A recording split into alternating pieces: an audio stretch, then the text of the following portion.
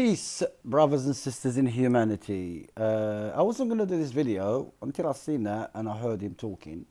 This is Jake, by the way. If you don't know this guy, he discovered the Quran. He believed in the Quran. He became a Muslim, a true Muslim through the Quran. And then because he couldn't find the Qibla, he switched to Sunnism, right? And now the guy is left wherever he lived before. Apparently, it's a country that's kuffar. So he's moved to Morocco. Let's listen his reasons. Hijra in general, why I chose Morocco specifically, whether or not Muslims, it's even permissible to actually live in the land of the kuffar. Today I have, for some people anyway, an interesting and exciting episode. Some people may have seen, due to some of my posts recently on social media, that I'm in Morocco. But I'm not just in Morocco here on holiday or on vacation. I decided to move, to make Hijra from the US to Morocco, and I'm living here now full time.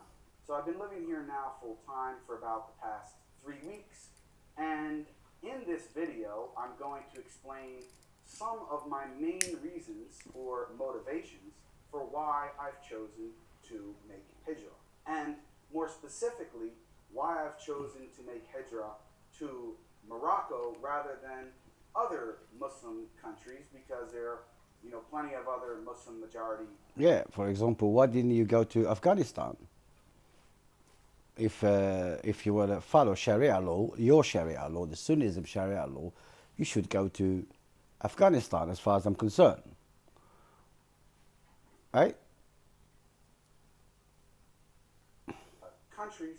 So why did I choose to make Hijra to Morocco rather than one of the other ones? So first, let me address the first issue, which some people may be wondering. Jake, you're somebody who is doing dawah in the U.S. and in the West in general.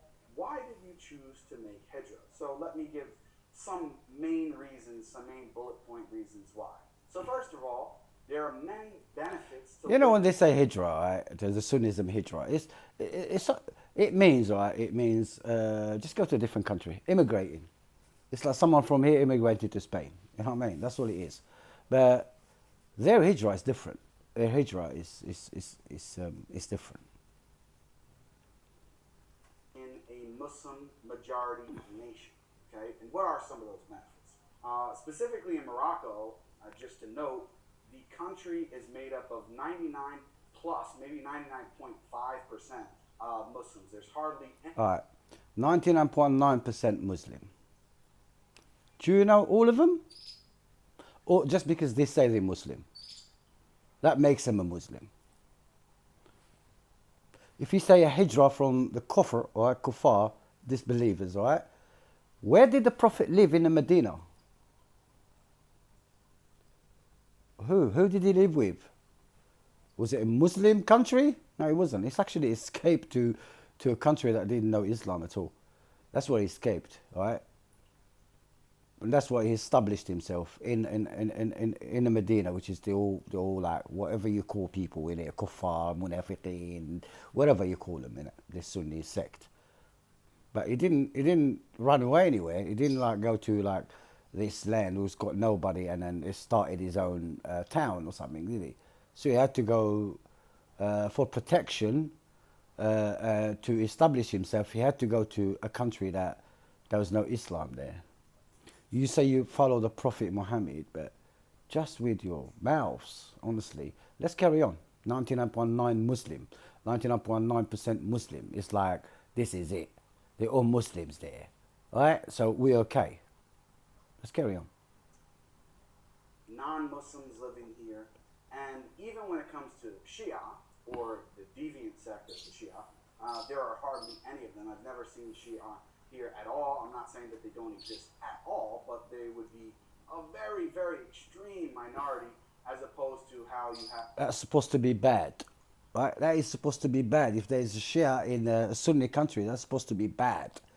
Like the Sunnism is better than Shiism, right? And I think that's worse. I think Sunnism is worse. I was born in a Sunni country and I grew up in a Sunni country. So there's nothing this guy can tell me about what a Sunni country is like. Do you know what I mean?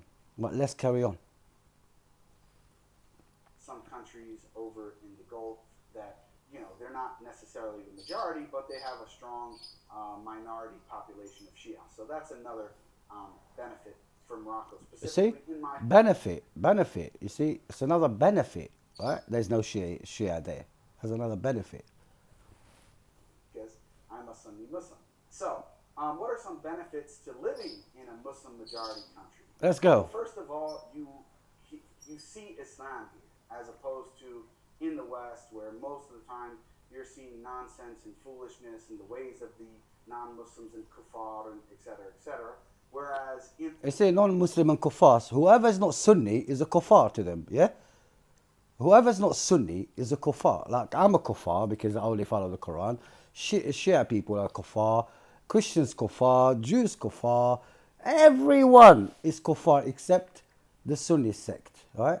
And that Sunni sect, they call each other kuffar as well. It depends what sect you belong to as well, you know? go, and of course it's not perfect, so I'm going to make many points like that. That although it's not perfect, you still see Islam here, and it's very strong, in my opinion. You hear the adhan 5 So he can see the Islam, right? I don't know how do you see Islam. I really don't know. So it started with mosques, right? You can hear the adhan, which is the calling for prayer, right? That is Islam to them, right? That is Islam. You can see mosques everywhere. That's Islam, yeah? something for as a Muslim, and for me specifically, has a unique effect, right? That you don't generally experience in the West. When he says as a Muslim, he doesn't mean as a Muslim. He means as a Sunni. You have to be careful on that, yeah? Once someone says, because obviously he's already got his mustache trimmed and he left his beard. That's the Sunnah. So when someone said as a Muslim and he's a Sunni, he doesn't really mean the true Islam. He means Sunnism, a sect. That's what he means, right? Where I was living in the U.S., in New Jersey on the East Coast. Of course, because you hear the adhan 5 times a day, the masajid are here in abundance. They're all over the place. They're almost on every street corner. When he said masajid, that's the wrong word to use. They're not masajid, they're mosques, right? Right? Or ma'abid. That's all they are. They're not masjids, right? They have nothing to do with masjid. And that calling out to prayer, it does not exist in the Quran either. Whatever he's saying here, right? Whatever he's saying from the start to finish has nothing to do with the Quran. You see, because this guy threw the Quran under the bus and is following a Bukhari and Muslim, right? And then look at him. He's so confused. He thinks he's really smart. He uses good words, right? And big words, but his brain is not absorbing any knowledge, right? He's using his mouth a lot, but he's not using his brain. He's not using it at all, right? That I lived in, which is Marrakesh, and I'll get into some reasons why I chose Marrakesh specifically later on. The masajid here are in abundance. They're all over the place. If you're, happen to be out in the middle when the prayer time is due and you're caught up with something at the moment, you will easily be able to find a mosque and masjid within walking distance. There's really no question about it. For me, That's why he's moved from the west, because he can find mosques, right? Mosques, right? These mosques, right, do not exist in the Quran.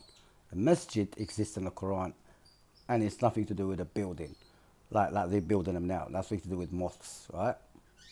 Masjid is different, right? specifically, I'm living in an apartment here right now, alhamdulillah, and I'm renting at the moment. So I'll get into some of those details maybe in future videos. But from the apartment I'm living in, I literally timed it to the closest mosque is literally door to door from my apartment door, which I'm on the second floor, to the door of my masjid, the closest mosque, is literally like 3 to 4 minute walk, right? So I can easily get there. There's no excuse for me when I'm home and not to pray at the mosque as much as I can. Besides the adhan, besides the abundance of masajid, which is really enough for me in and of itself and should be for many Muslims who have the ability, all of the food is halal. this was a major problem for me living in the West. Difficulty finding groceries or meat and things like that. You don't really have to worry about it at all. Any restaurant you go to, you're not wondering, well, is this place halal or this one isn't? Where I was living in New Jersey at the time, and I'm not saying this is the same for everywhere in the West. So far, he's moved to Morocco so he can pray in the mosque 5 times a day and he can have food. Right? That's Islam. According to them, that's Islam. Right? I lived in the West now for 30 years. Right? Or roughly about 30 years. Right? I was born in a Sunni country. Right? Right? The reason I came to the West, because people like him. Because the Sunnism. Because these people who only believes in their stomach and the mosque so they can do business. Right? He hasn't talked about work yet, has he? No, he hasn't talked about work. Let's see what he's going to do for a job. Right? What is he going to do for work? Right? Everywhere, even in New Jersey. But where I was living, the closest mosque was like half hour away. The closest halal food restaurants, there was like 2 or 3 within a close driving distance, within half hour. Everything else was like besides that, was outside of that, over a half hour driving distance away. So here you don't have to worry about any of the halal food, right? Everything here in terms of the meat is halal, so that's a great benefit, right? And as I mentioned, you see Islam here. It's not like, of course, I'm not saying Morocco is perfect or anything of that sort. Don't get me confused. But you see Islam here in a way that you wouldn't see it in the West, right? Secondly, the second big reason why is I don't have kids yet, but inshallah, I will be, if Allah wills, I'll be blessed with kids in the future. I don't want to raise my kids or family or have future generations to be living in the West. Why? Because there's so much foolishness going on in the society, so much, honestly, just complete nonsense. The easily accessibility to just open sin in public. I'm not saying that doesn't take place in Morocco at all or in Marrakesh. No, that's not my point.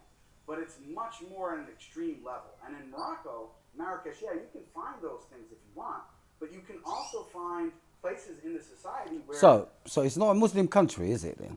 Is it? Because it makes no sense, right? You can find Islam, and to him, Islam is a mosque and the call out for prayer and halal food. That's to him is Islam. Because if you're saying it's a Muslim country, so you shouldn't have any whatever's in the West. Do you know what I'm saying? But unfortunately, Marrakesh is a tourist area, a tourist place, right? There's everything there. Whoever goes to Marrakesh, right, he knows there's everything there. Wherever is there, there is the same in the West. Unless you go outside Marrakesh in towns. You can do the same in a Western country. You can just go outside London and you don't see any of this shit. I can see the same. I can say the same about any country. About any country. You understand? If you want to go clubbing and go drinking and go to the city, innit? But if you don't want to see all that, nightclubs and all that, just go outside the city. And you have whatever you want. Do you know what I mean? You have peace, you have, whatever you want, whatever you think you're looking for, right? He does not want to raise his kids in the West, but he wants to raise them in Morocco. It's like when you go to Morocco now, right? I'm not talking about my brothers Moroccans and all that, yeah? Well, I see them. They're my people as well, you know what I mean? They're my neighbours, they're my people. I know Moroccan people. They're all struggling. They're all struggling, right? And they all want to leave Morocco. You know, they all want to leave Morocco. They're not happy there. Right? I'm not saying all of them, but you find a minority, they want to leave in any country that is, you know what I'm saying? Because obviously they don't give them a visa, so they have to leave a different way.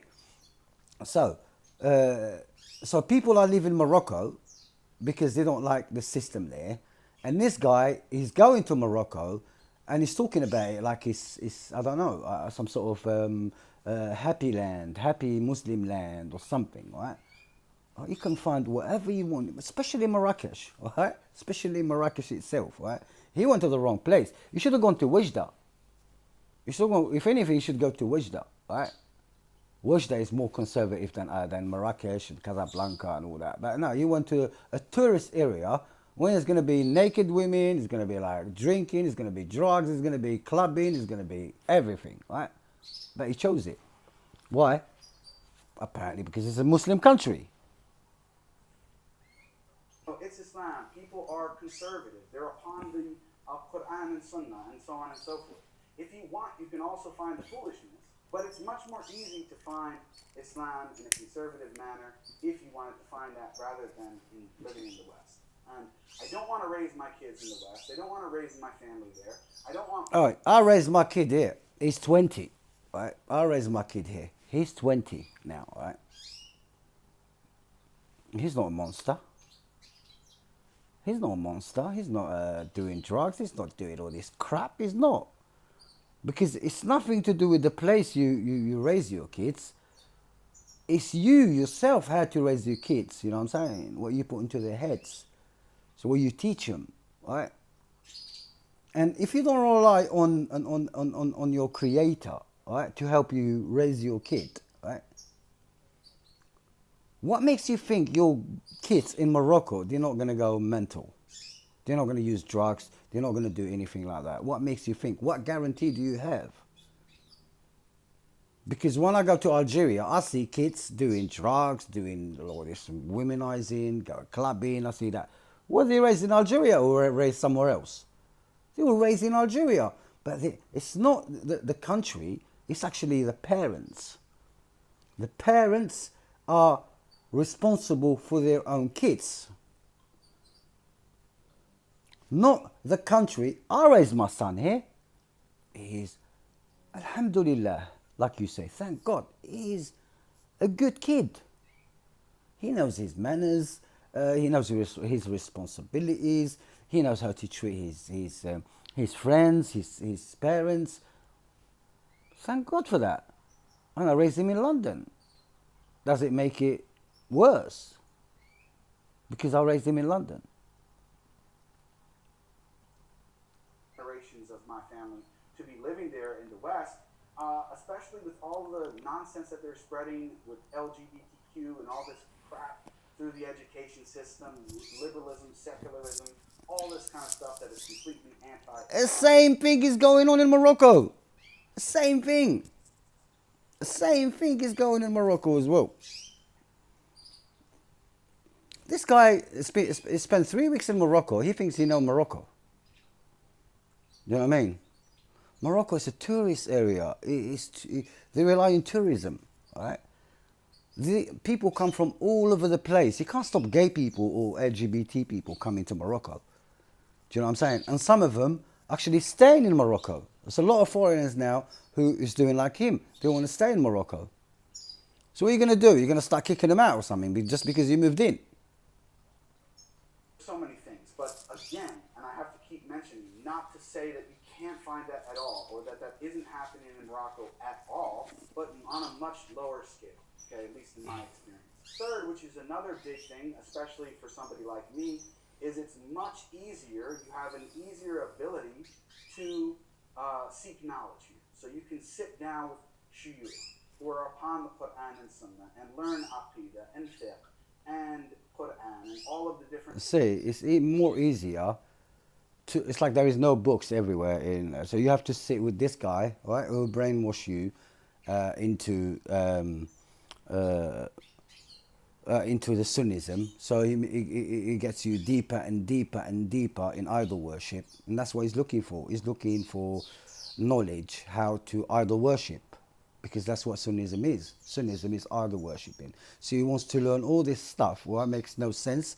Nothing to do with the Quran, nothing to do with Islam, right? This is man-made words, right, and books. So he left America to become an idol worship, basically. You know what I'm saying? And he was already an idol worshipper anyway, but deeper into he wants to get deeper into it, right? This guy is hallucinating, honestly. It's a shame because I liked him in the beginning. I really did like him. He was making sense. He knew what he was talking about. So this guy, is this guy going to tell me anything about Sunnism or mosques or anything like that? I was born in there, I grew up in there. I grew up with him and he taught me everything. This shuyukh is talking about grew up with him. Is this guy going to teach me anything about Sunnism? Is he? Is he? Or me, all right? Or me personally, with my experiences with this Sunnism, all right? I can teach him a few things, but this guy does not listen. He's brainwashed. That's it. It's done. All right. I want to know what he's going to do for work, because unless he went to Morocco so he gets paid by the government or something, or people pay him, all right, so he can just go to the mosque and knowledge, whatever he wants to look for, yeah? So what is he going to do for a living? What's this guy going to give to Morocco, right? Is he going to pay any taxes in Morocco? Is he? That's what concerns me, all right? That's what I like to know, all right? That's what I like to know. What's this guy going to do for Morocco, right? Sciences. It's much more accessible, and for people who want to learn Arabic, you can do that here as well. It's much more easier. Now, people will say, "Oh, but yeah, Jake, they speak like a broken Arabic and Moroccan Derija." I understand that, and Moroccans won't like you saying that because they believe it's much closer to Fusha rather than other dialects, and that's open for dispute. I'm not really here to debate that, but nevertheless, most, if not, So what do you need Arabic for? What do you need Arabic for? What do you mean Arabic? You want to learn the Quran, all right? And the Quran, all right, when the Quran says Arabic, it doesn't mean the Arabic language, all right? First of all. So if you want to learn the Quran, the writing of the Quran or the language of the Quran, you can't use Arabic, all right? You can't use broken Arabic or or the traditional Arabic. You can't use those ones. You can't explain the Quran with an Arabic language. So why are you going to read? Why do you need to learn Arabic for? To read the Sunni books. That's the only reason, right? So you can spread the idol worship sect to the world. Because whatever he said from the start to the beginning is against the Quran. Whatever he said, right? Because Allah did not tell us not to live in any country because their people don't believe in, right? Allah didn't ask us to be all the same. One country has to be the same. Actually, if anything, it's the opposite, right? We're not towns, makes it into a town. So we're going to close, basically Afghanistan, right? Close it up. We're all Sunnis, and we make you do whatever we want you to make. We want you to do. So you can't do anything else. You all have to beads. You all have to wear burqa. That's a town, right? And that's what Afghanistan is so much. It's so I don't know, developed, is it? Or is it because it's not developed because it's actually a town? It's not a city.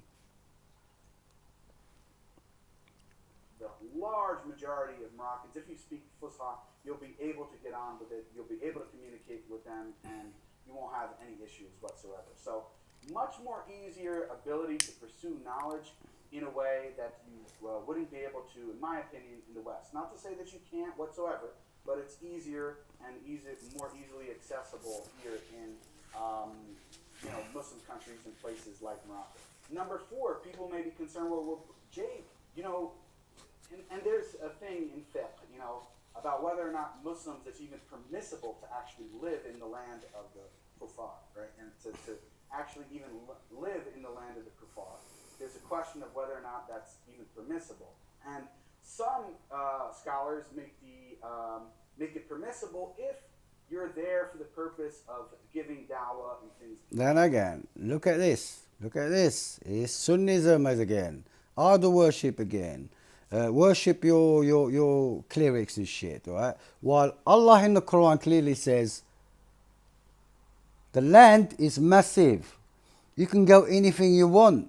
You can go anywhere you want, right? Anywhere you want.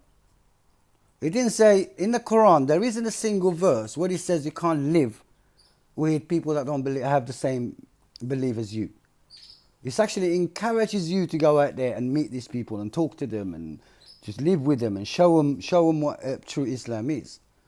But this lot are mental. They made their own bullshit. And I'm saying, and then,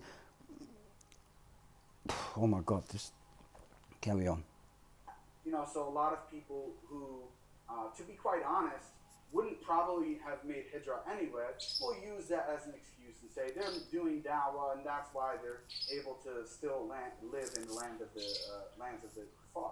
And some legitimately are doing it. See, the kuffar in the Quran is people that know the truth and cover it. And not just cover it with aggression. I'm saying, cover the truth with aggression. That's the word kuffar in the Quran. But this law, they're calling everyone that doesn't believe in their sect a kuffar. So, me, I'm a kuffar to this guy here. That means I am going to hell.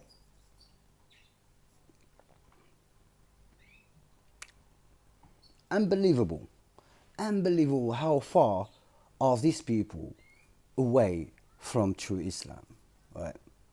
And what I get upset about, they call themselves Muslims and they talk about Islam when they do not follow a single verse in the Quran. They only follow the Bukharis and Muslims and other books that human made up to control the masses, or politics, or to enslave people. That's the Sunni sect and the Shia sect as well. But the Sunnis are worse than the Shia. I'm telling you, they are worse. But nevertheless, most of the dawah or so-called dawah scene is online, for better or worse, and most of my dawah has been online for the past few years. Therefore, what I'm able to do, or what I was doing in the US, for the most part, I'm still able to do exactly the same in terms of releasing videos at the same frequency to say what I want and so on and so forth, right? Without many restrictions. Whereas, yeah, you can do that in the West, but pretty much I can do the same thing here in Morocco. Now, All right, I'll tell you what. I'll try. He just said that I can say whatever I want. Okay. So, are you there to spread the truth? Because if you're there to spread the truth, so you have to say the truth, all right? All right. And I dare you, all right? And I dare you, all right? Go and talk about what's going. It's a Muslim country, isn't it? Morocco is a Muslim country, isn't it? As you say, it's a Muslim country. I don't know what a Muslim country is, but it doesn't matter. All right. It's a Sunni country. Morocco is a Sunni country, just like Algeria. All right. All right. You want to know if actually that country you can say whatever you want. All right. Go and film things that have nothing to do with Islam, and talk about them on your videos. Do you know? He's saying about it's about gay and all gay. Does he know the king of Morocco is actually gay, LGBT? So hey, does this guy know that or not? Right, and a few others as well. They're gay.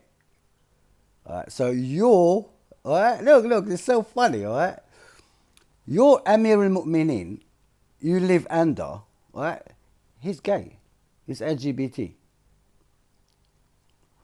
What does the Sunnah say about that? What does the Sunnah say about that? Mr. What's his name? Oh, I keep forgetting himself. Mr. Jake. Are you allowed in the Sunnah to live under, right, the authority of a gay person? Because in your Sunnah, that gay person should be thrown out off a building. Hypocrisy, man. Hypocrisy, honestly, man. This is a joke. How can anyone listen to these people, honestly, man? They're mental. attending certain lectures and certain events that I get invited to, I can still attend them in Europe or in the US. I'll just have to take a flight, and really no big deal if it's worth it for me to do that. So that's not really a deal. If it's worth it for me to do that.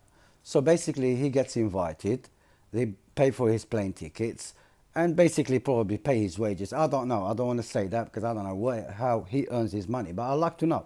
I really like to know. Because these people like to do absolutely nothing except talking and get paid for it. That's what an imam is in a Sunni sect, right? They sit on their asses all day, right? They don't do anything. They do not produce anything.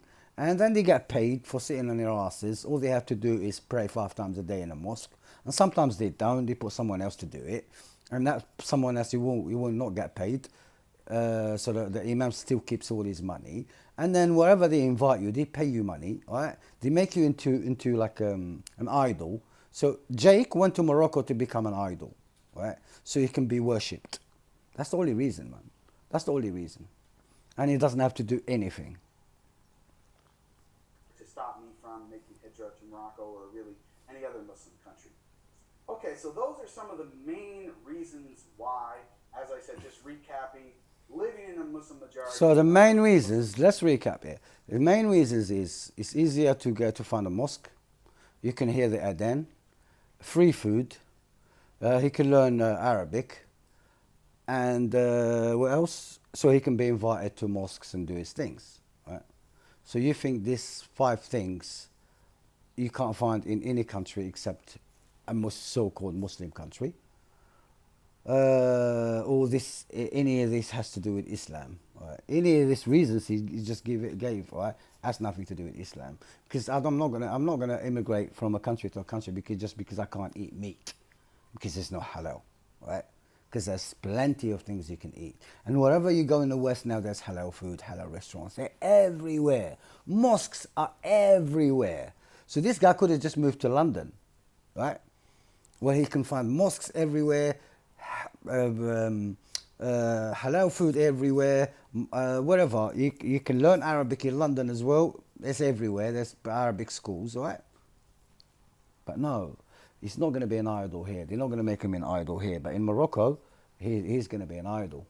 Right? He's going to have opportunities. He might have his own mosque one day when he learns his Arabic. Many perks like hearing the adhan, masajid in abundance, all food being halal. You see Islam here, although not, its perfect, zeal, but of course it's still much better in my opinion than living in the West. Of course, you have the aspect of education and raising my family here and future kids, inshallah.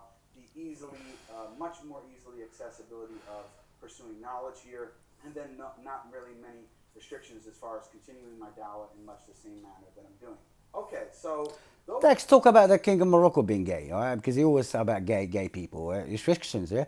You want to tell the truth, just tell him the King of Morocco is gay, as the LGBTQ, right? Let's see what happens to you if you say that. You're in a Muslim country, a just country, isn't it? Yeah, you live under a gay emir. Right? Amir al-Mu'minin is gay. Right? He's starving his own people. Right? He's helping. Look. He's living in a country where Morocco is helping. Right? Helping the Zionists kill his own people, the Sunnis. I mean, how worse can it get? Can't be more than this. Morocco is helping the Zionists killing Sunnis by a gay king that he's living under. Does it make sense to you? Where is Islam here? Right. His own kind are getting killed by the Zionists that helped, because there's a lot of Zionists in Morocco. There's about 900,000 Jews in Morocco. Most of them are Zionists. Is in the army they're in the army in Israel. They actually generals there. They actually they help them with weapons and ammunition and people, right, to go back to Palestine and kill Palestinians. And the Palestinians are Sunnis, like this guy. Can't get any worse. You really can't get any worse. This guy is just, he's a nutcase, honestly. He's an idiot. If anyone listens to this guy and says this guy, all right, is truthful and he has any truth, he's just an idiot like him. Main reasons, there are other, but that's just... No, I like to hear the others. Because whatever you said, it's nothing to do with Islam, all right? Your mosques have nothing to do with Islam, all right? All right. Halal food, you can eat any food. You don't have to eat meat. All right? Let's just say there's no halal food. All right? All right? You don't have to eat meat. You can eat other things. You can eat fish. You can eat vegetables. You can eat whatever. Yeah? All right? Let's say there's no halal food at all in the West. All right? Which is a lie. which is a lie. Most butchers here, well, in London, most butchers are halal. You can even find halal in the supermarket, in Tesco, in Sainsbury's, in wherever you go, Morrison's, you find halal food. Do you know what I mean? So this guy is lying out of his teeth, right? He's lying. This guy is a liar and he's not honest, right? And he's lost, right?